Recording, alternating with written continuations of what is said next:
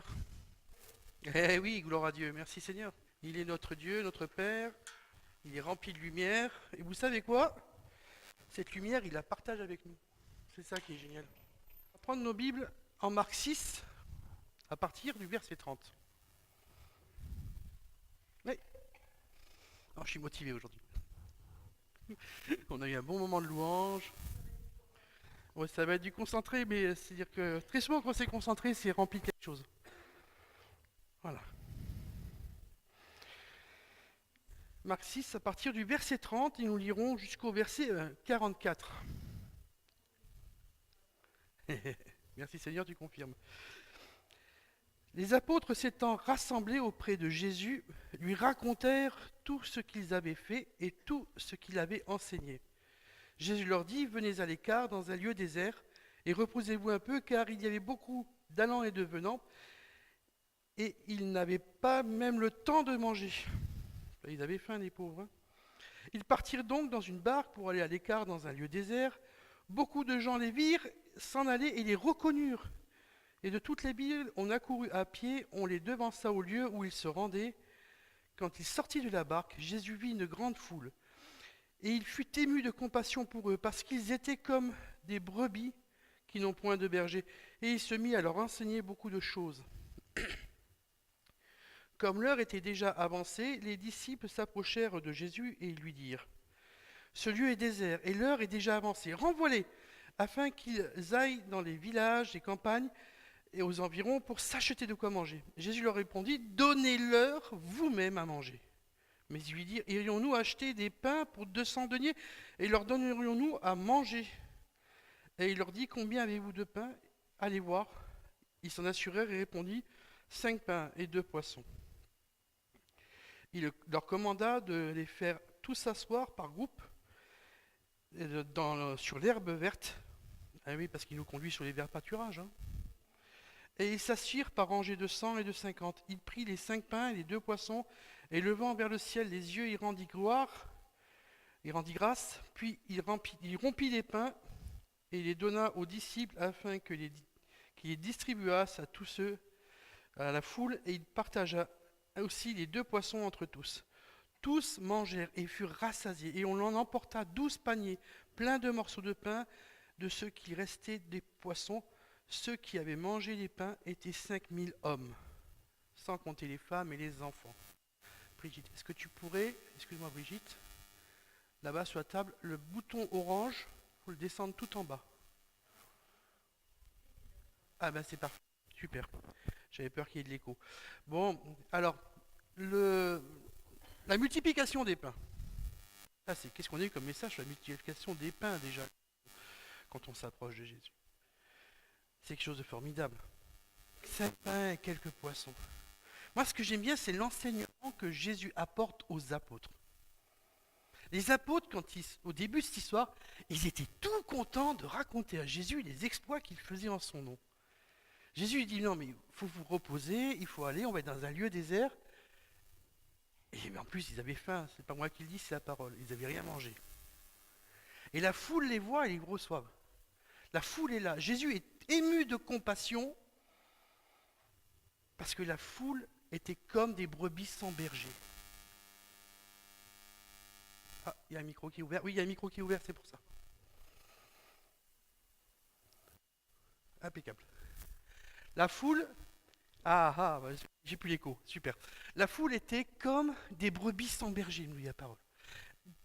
Ce qui est très très étonnant par rapport à ce passage, la multiplication des pains, c'est qu'on le retrouve dans les 4 évangiles. On le trouve en Jean 6, en Matthieu 14, en Marc 6, on vient de le lire, en Luc 9, et Matthieu, il remet une couche parce qu'il donne la seconde multiplication des pains. C'est quelque chose d'extraordinaire. Mais moi j'aime beaucoup de quelle manière Jésus va confondre les disciples et les apôtres. Un des passages nous dit que les disciples leur disaient, ça fait 3 jours qu'ils sont là. 3 jours. Renvoie-les dans les villages, ils n'ont plus rien à manger. Et Jésus va leur donner la même réponse. Donnez-leur vous-même. Et j'aime bien la réponse des apôtres. Mais même avec 200 deniers, on ne pourrait pas les nourrir. Alors j'ai fait un petit calcul ce matin, vite fait, là. J'ai fait un petit calcul. On sait qu'un denier, c'est l'équivalent d'une journée de salaire. Alors j'ai pris ma journée de salaire. En ce moment, c'est très bien, comme je suis à ça, c'est évalué à 65 € par jour net. J'ai fait 200 fois 65. Ça fait 13 000 €. Combien même on aurait 13 000 €, on ne pourrait pas tous les nourrir. Sans compter les femmes et les enfants. Seigneur, on a 13 000 €, ça ne suffit pas. On n'a pas ce qu'il faut. Ouais, vous avez quoi? Regarde, Seigneur, on a 5 pains et 2 poissons. Ah, c'est lui, d'accord. Ouais, c'est le... On a 5 pains et 2 poissons. Que 5 pains et quelques petits poissons. 2 poissons, Seigneur Jésus. Tu as vu le nombre qu'ils sont? J'ai 5 pains et j'ai 2 malheureux poissons. 2 malheureux poissons. J'ai fait quoi avec ça, moi? Donnez-leur. Et Jésus va produire ce miracle de la multiplication des pains. Maintenant, on va faire une autre lecture. Et vous allez me dire, mais qu'est-ce qu'il nous raconte? On va aller en Jean 21. On va aller en Jean 21. J'ai dit, mais il est fou ce Martial. Qu'est-ce que Jean 21 a à voir avec la multiplication des pains? Alors ça, tu fais quoi là? Tu fais quoi là? Jean 21, il va nous dire, après cela, Jésus se montra encore aux disciples sur les bords de la mer de Tibériade, et voici de quelle manière il se montra. Simon Pierre, Thomas appelé Didyme, Nathanaël de Cana en Galilée, les fils de Zébédée, et 2 autres disciples de Jésus étaient ensemble. Simon Pierre leur dit, je vais pêcher. Et ils lui dirent, nous allons aussi avec toi. Ils sortirent et montèrent dans une barque, et cette nuit-là, ils ne prirent rien. Le matin étant venu, Jésus se trouva sur le rivage. Mais les disciples ne savaient pas que c'était Jésus. Jésus leur dit, enfants, n'avez-vous rien à manger? Ils lui répondirent, non. Et il leur dit, jetez le filet du côté droit de la barque et vous trouverez. Et ils le jetèrent donc. Ils ne pouvaient plus le retirer à cause de la grande quantité de poissons. Alors le disciple que Jésus aimait dit à Pierre, c'est le Seigneur. Et Simon Pierre, dès qu'il eut entendu que c'était le Seigneur, mit son vêtement et sa ceinture, car il était nu, et se jeta dans la mer. Les autres disciples vinrent avec la barque, tirant les filets pleins de poissons, car il n'était éloigné de terre que d'environ 200 coudées. Lorsqu'ils furent descendus à terre, ils virent là des charbons allumés, du poisson dessus et du pain.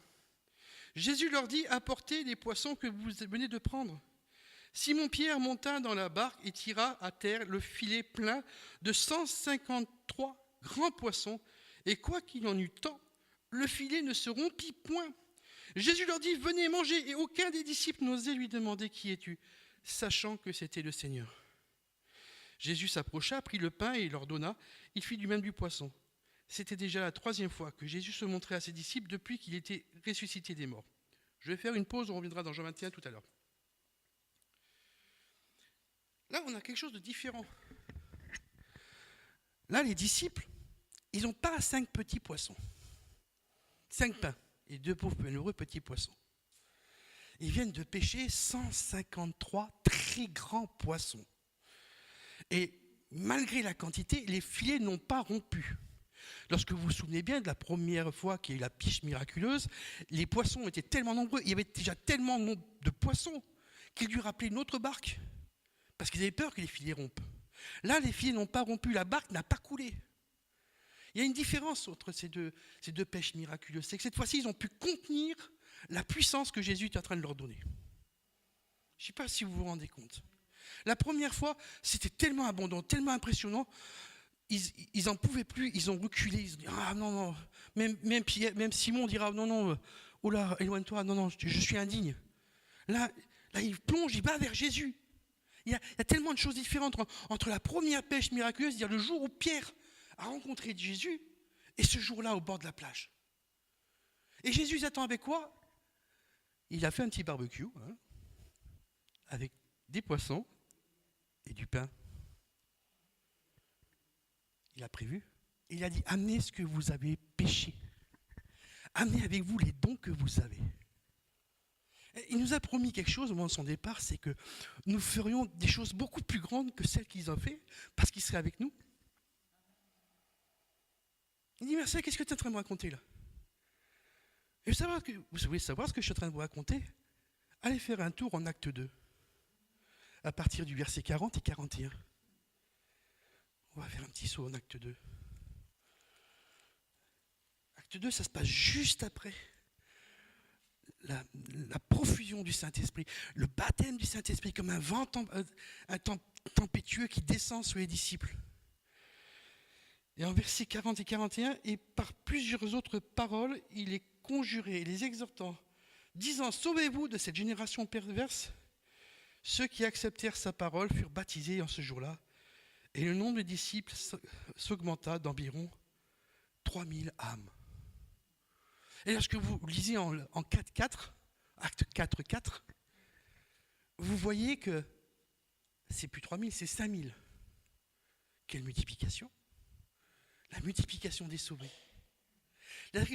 Les disciples, quand ils étaient avec Jésus, ils faisaient tellement de miracles. Il y a un des passages que je vous ai cité tout à l'heure de Jean, ou Matthieu, je ne sais plus lequel, qui dit qu'on leur ramenait des estropiés. Et les estropiés étaient guéris. Un estropié, c'est quelqu'un qui a perdu un membre. C'est un amputé. C'est quelqu'un qui a perdu une partie de son corps, ou qui a un corps qui a été déformé.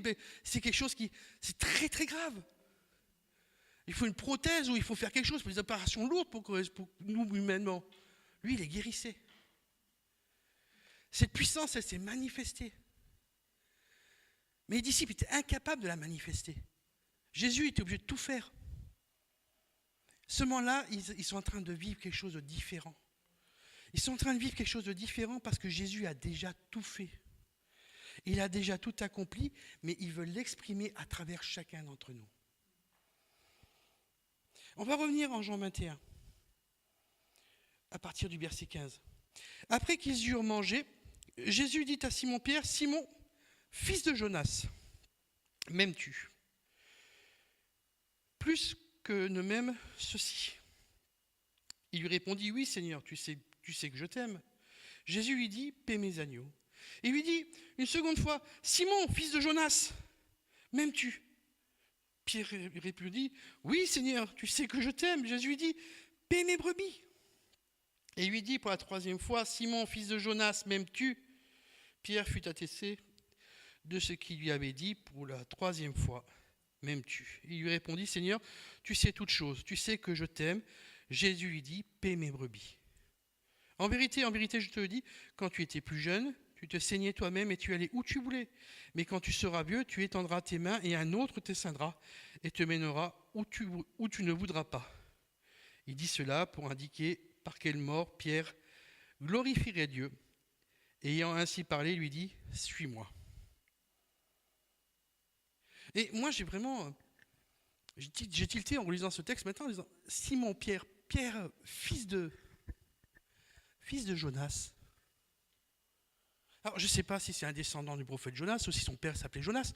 Probablement que son père s'appelait Jonas, mais je trouve ça quand même très intéressant de voir que son papa s'appelait Jonas. Ce prophète un peu, on va dire, qui a vécu quelque chose d'assez formidable, puisqu'il a connu la mort et la résurrection.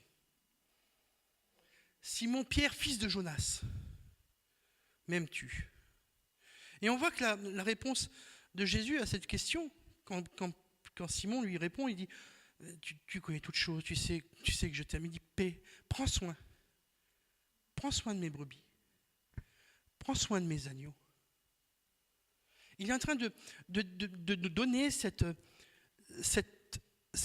mandat pour s'occuper des âmes qui vont venir. J'ai une grande question à vous poser aujourd'hui. Alors, chacun d'entre nous, on a entendu le témoignage de notre sœur tout à l'heure, on annonce Jésus.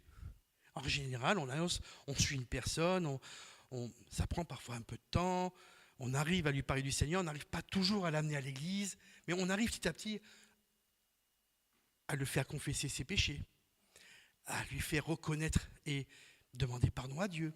Et ça nous prend beaucoup de temps parfois. Et on est tous en train de prier pour quelque chose de particulier pour notre pays. Seigneur, amène le réveil. Et vous voulez une description du réveil, vous en avez une très très belle, hein, on en a lu une tout à l'heure. Jésus se déplace quelque chose, il va quelque part, il va pour se reposer avec ses disciples, les gens les voient, ils débarquent. C'est ça le réveil. Les gens viennent. Et ils sont comme des brebis sans berger. Et ils viennent auprès de nous chercher Jésus. Est-ce qu'on est prêt?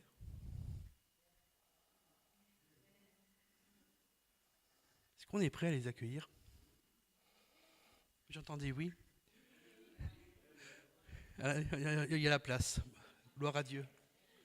Parce qu'on parle souvent de Kickstart, hein, on parle beaucoup de choses. Il y a la piscine, on est prêt à les baptiser. Ouais. Moi, je me rappelais toujours, quand j'ai donné mon cœur à Jésus, j'ai fait une boulimie, mais une grosse boulimie de prédication. J'écoutais de 4 à 6 prédications dans la nuit, je dormais quasiment pas. J'écoutais. Comme si je voulais rattraper le temps perdu.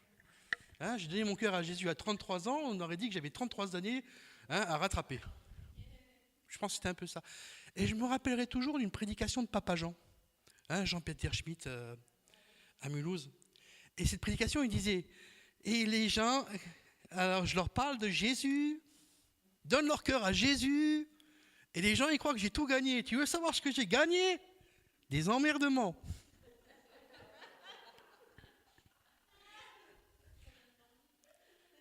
Ça donne pas envie, oui, mais pourquoi? Parce que ce sont des agneaux. Ce sont des animaux fragiles, excusez-moi du terme. Ce sont des gens qui ne connaissent absolument rien de Dieu. Et il faut les soigner. Alors on dit oui, on est prêt, on va les accueillir, on va les baptiser. Ouais. À 3h du matin, il va te téléphoner parce qu'il ne sait pas trop ce qui se passe et qu'il lui arrive quelque chose et qu'il faudra que tu décroches le téléphone parce qu'il faudra que tu lui parles. T'es prêt?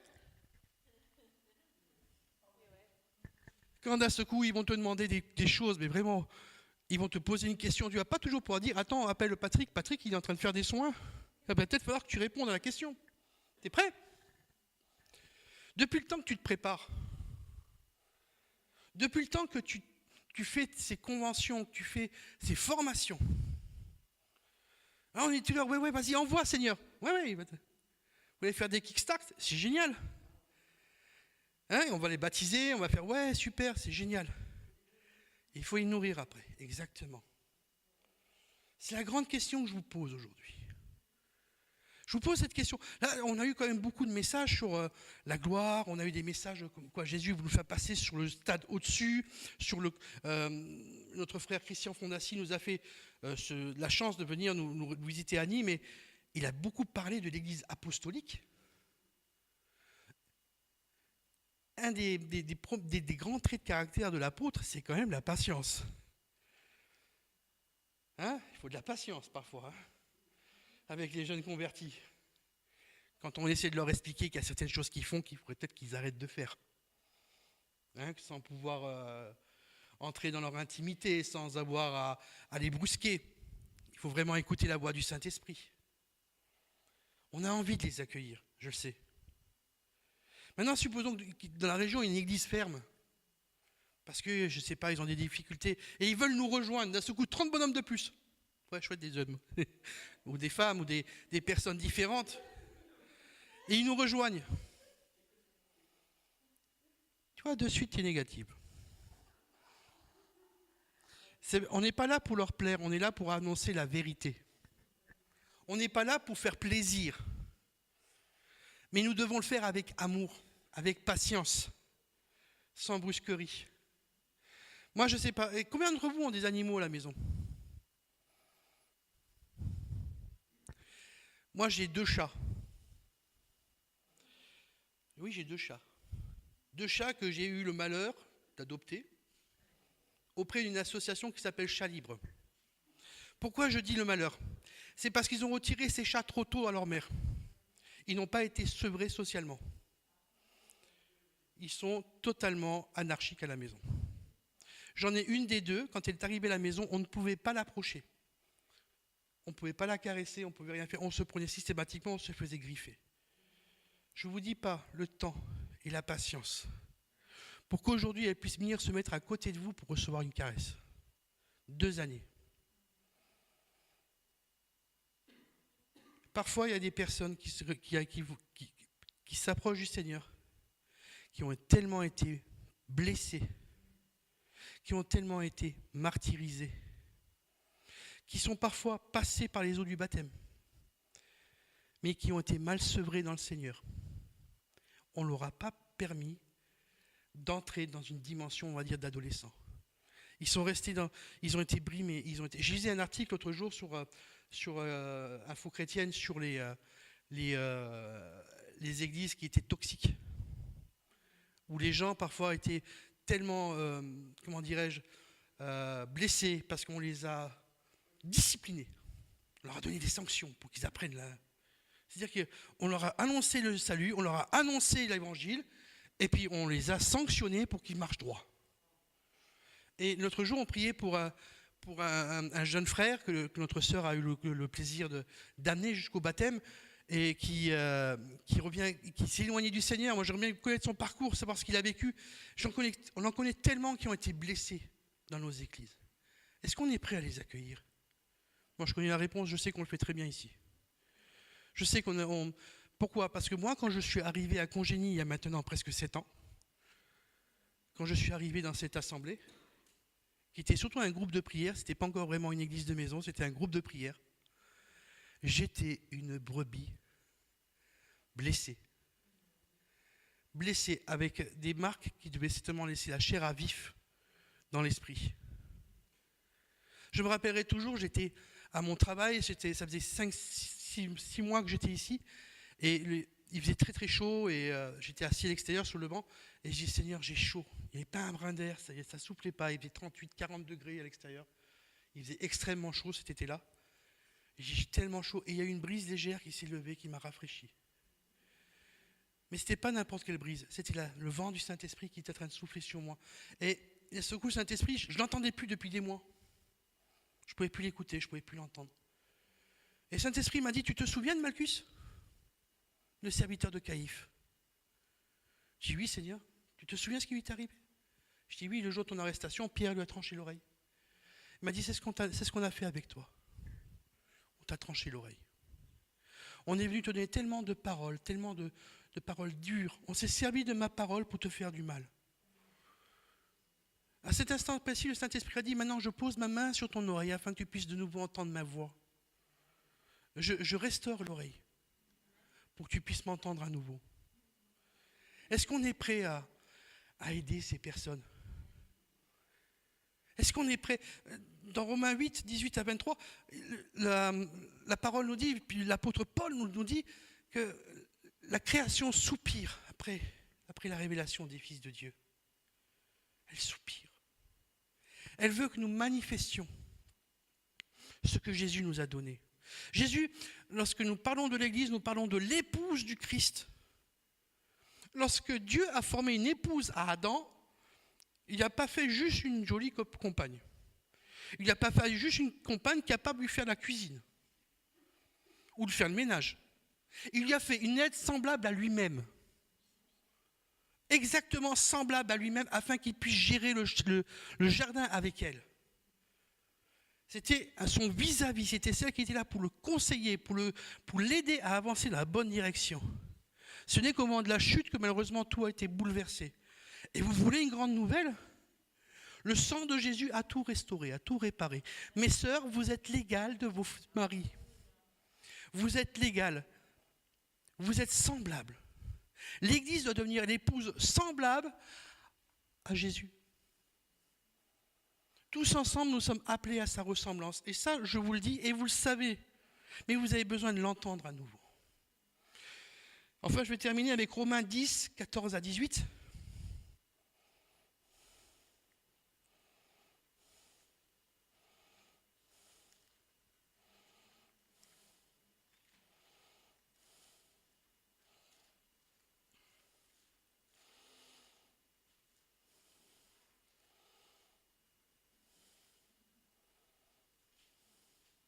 Je vais même commencer au verset 11. Quiconque croit en lui ne sera point confus. Il n'y a aucune différence, en effet, entre le juif et le grec, puisqu'ils ont tous un même Seigneur, qui est riche pour tous ceux qui l'invoquent. Car quiconque invoquera le nom du Seigneur sera sauvé. Verset 14. Comment donc invoqueront-ils celui en qui ils n'ont pas cru? Et comment croiront-ils en celui dont ils n'ont pas entendu parler? Et comment en entendront-ils parler s'il n'y a personne qui prêche? Et comment y aura-t-il des prédicateurs s'ils ne sont pas envoyés? Selon qui est écrit, qui sont beaux les pieds de ceux qui annoncent la paix, de ceux qui annoncent de bonnes nouvelles. Mais tous n'ont pas obéi à la bonne nouvelle. Aussi Isaïe dira-t-il, Seigneur, qui a cru à notre prédication? Ainsi la foi vient de ce qu'on entend, et ce qu'on entend vient de la parole de Christ. Mais je dis, n'ont-ils pas entendu? Au contraire, leur voix est allée par toute la terre, et leur parole jusqu'aux extrémités du monde. Moi, je vais vous dire une chose. Parfois, les gens disent, la religion, j'en veux pas. Ton Dieu, j'en veux pas. Ils ne se rendent pas compte, dans la conversation de tous les jours, le nombre de fois où ils citent la Bible. Une fois, j'étais en train de me promener avec ma mère, on était avec mes parents, on était dans un petit village, et d'un seul coup, elle a cette réflexion. Ouais, alors ici, tu es nourri par les corbeaux. Hein. Élie, hein, on en a parlé la semaine dernière. Hein, la croix, la bannière. Le nombre de fois où les gens citent, hein, et pour eux, dent pour dent, ils citent la Bible. Par-delà la terre. S'il y a eu la diaspora, si les Juifs, si les Hébreux ont été dispersés, ils ont ensemencé et mis la parole à travers toute la palette. La parole a été au-delà. Et avec Internet encore plus. Au-delà. C'est accompli. Tout à l'heure, tu parlais du baptême de Jésus, de la colombe qui descend. Et j'ai eu envie d'intervenir parce que je l'ai lu. Malheureusement, je n'ai pas noté le verset. C'était une lecture du soir avant de dormir. On prit au hasard. C'est une prophétie accomplie. Et Gabriel descendra des cieux et se posera sur le loin. Je l'ai lu. Je l'ai lu dans une autre version, mais je l'ai lu. C'est une prophétie accomplie. Tout simplement. C'était quelque chose pour attester qu'il était bien celui que Dieu avait envoyé pour sauver l'humanité. Et vous voulez avoir une grande chose, il est descendu sur vous aussi. Puisque nous sommes baptisés dans son esprit, nous sommes baptisés dans sa mort, nous sommes baptisés dans sa résurrection, ce Saint-Esprit est sur vous. Êtes-vous prêts? J'espère. On est passé de oui à j'espère. Oui, tu l'es, mon frère. Ce qu'il y a, c'est que parfois on va être surpris, on va parfois être effrayé par ce qui arrive. N'ayez pas peur. Parfois, il y a certains prédicateurs, ils vont s'excuser du passage de celui qui veut bâtir une tour. Il s'assoit, il vérifie s'il a bien les sous-sous pour finir la tour. Hein, sinon, il ne la finira pas. Moi, je sais que le Saint-Esprit m'a dit quelque chose il y a quelques mois qui m'a effaré. Il m'a dit, celui qui s'est assis, qui a calculé le prix de la tour, le prix de l'ouvrage, c'est moi. Il a pris l'œuvre. Il est le maître d'œuvre. Ne vous demandez pas quand, comment, où. C'est lui qui pourvoit. À travers nous. Donc si on commence à investir, lui, exactement, il alimente chaque chose.